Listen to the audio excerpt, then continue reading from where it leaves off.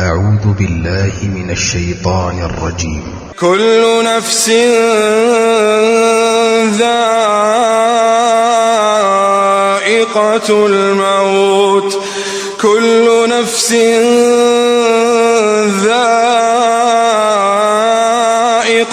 الموت، وإنما توفون أجوركم يوم القيامة، فمن زحزح عن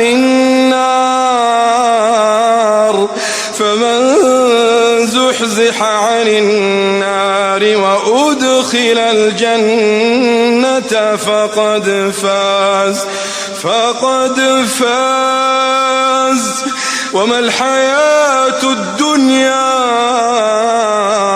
إلا متاع الغرور. لتبلون في أموالكم وأنفسكم ولتسمعن من الذين أوتوا الكتاب من قبلكم ومن الذين أشركوا أذى كثيرا، وإن تصبروا وتتقوا فإن ذلك من عزم الأمور.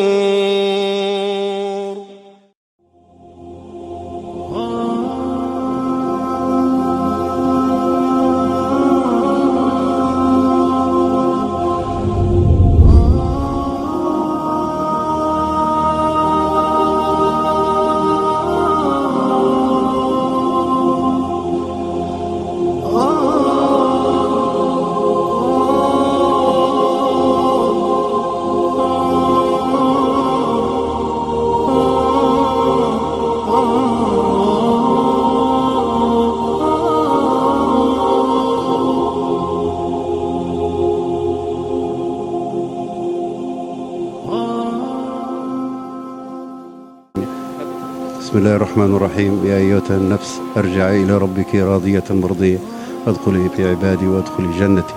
صدق الله العظيم. هذا الرجل كان رياضيا بارزا، وكان مثالا فنيا رائعا، وكان ملتقى اجتماعيا راقيا، وكان مخلصا لمهنته ولفنه ولرياضته. رحمة الله عليك يا أستاذ عبد السلام. سلام قدري. السلام عليكم. زميل المرحوم عبد السلام الجزيري المشهور بسلام قدري طبعا.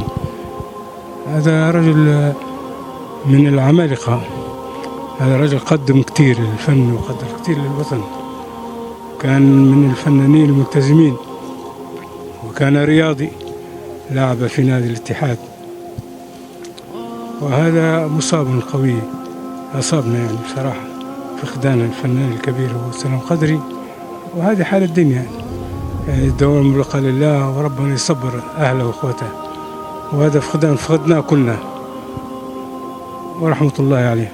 الحديث عن سلام قدري يتعدى حدود الكلمات الحقيقة، بل يودعنا وينتقل إلى جنات الخلود. نأمل من الله أن يتقبله بالرضا والرحمة.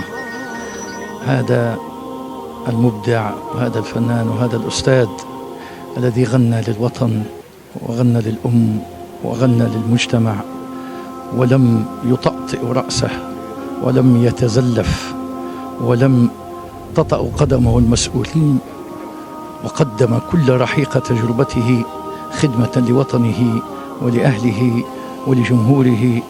هذا الجمهور الذي نراه أمامنا يودع سلام قدري، إنما يأمل له الرحمة ويأمل له المغفرة.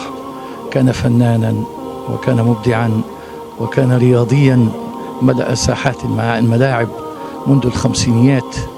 هذا هو الفنان سلام قدري الذي قدم للمجتمع الكثير من الأعمال والكثير من الأعمال الهادفة. غنى للوطن بأناشيده، لكنه لم يغني للأشخاص، لا في العهد الملكي ولا في العهد السابق.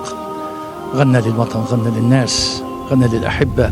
كان مبدعا، كان مبتسما، لا تغادره الابتسامة. كان محترما لفنه، فقيها في أدائه، صلبا في مواقفه عندما يتعلق الأمر بالوطن ويتعلق الأمر بالفن. ونتحدث عن سلام قدري بالشكل المفصل إن شاء الله بإذن الله. بارك الله فيكم وشكرا جزيلا. بسم الله الرحمن الرحيم. إنا لله وإنا إليه راجعون. كان فنانا عظيما التزم بفنه وعطائه واحترامه لكل مستمعيه وكل من يتابع أعماله الفنية. رجل بضع بصمة الأغنية الطرابلسية على جميع أغانيه، وكل الكلمات التي كتبت له في أعماله كلها تتغنى بهذا الوطن وبهذا الإحساس الطيب.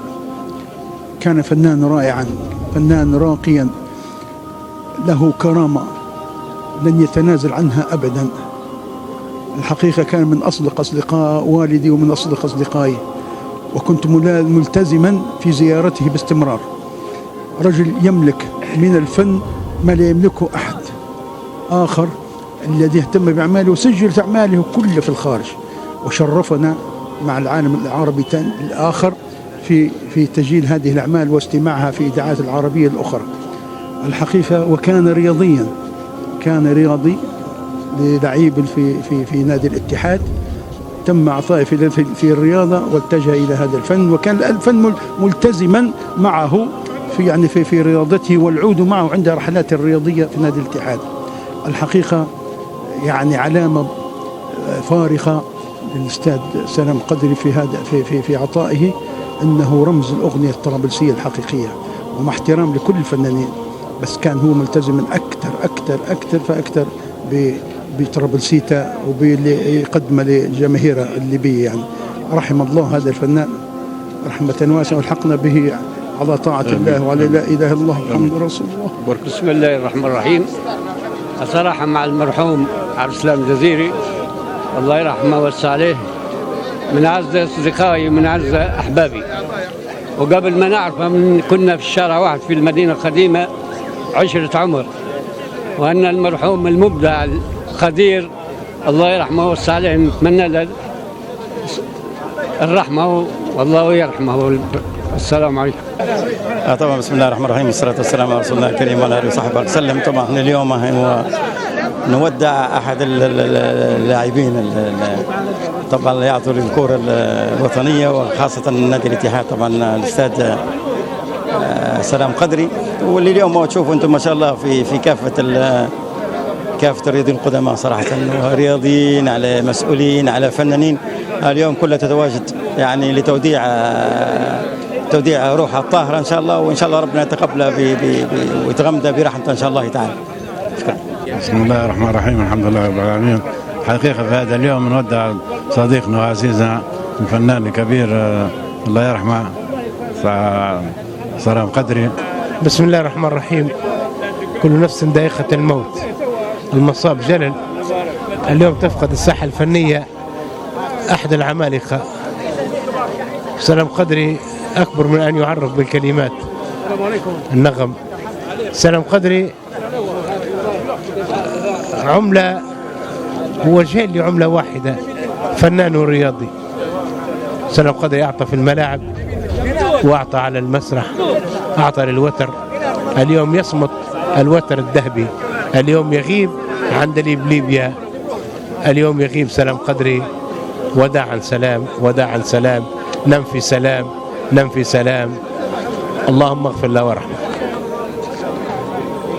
يعني يوم جلل بوفاة عميد الأغنية الطرابلسية والليبية الأستاذ عبد السلام الجزيري، طيب الله مثواه.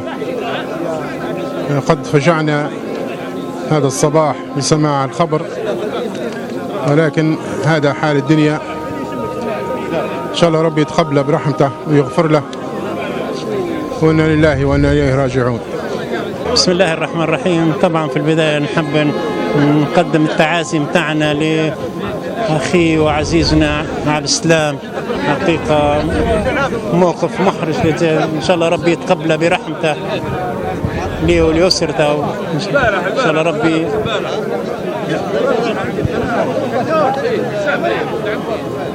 الحمد لله. بقلوب مؤمنة بقضاء الله وقدره. اليوم نودع شخصية رياضية كبيرة كانت تؤدي بإخلاص لهذه المؤسسة الكبيرة، وكانت دائما وأبدا في الموعد. اختلطت الأمور بحيث استطاع هذا الإنسان المثقف، هذا الإنسان الفنان، أن يبدع وأن يقدم كل ما هو مطلوب منه في خلال مسيرته في هذه الحياة. استطاع أن يكون نجما في كرة القدم، وأيضا يكون نجما في الأوساط الفنية، وهذه طبعا ليس بالغريب على المرحوم ولا بالغريب على مثل هذه المؤسسة. دائما في القمة، دائما في الموعد، ودائما وأبدا في هذا الوطن الكبير. أتمنى من الله العلي القدير أن يتقبل المغفور له بواسع رحمته، ويصبر ذويه ويلهمهم الصبر والسلوان. والسلام عليكم. بسم الله الرحمن الرحيم، والصلاة والسلام على سيد الأنبياء المرسلين. صديقنا وحبيبنا علي عبد السلام الجزيري، هذا كان من اللاعبين القدامى في نادي الاتحاد، وتعلمنا منه وتثقفنا منه، وكان من أحد القدوة اللي كان يتمثل فيها ليبيا، وإن شاء الله ربي يتقبله برحمته ويغفر له ويرحمه.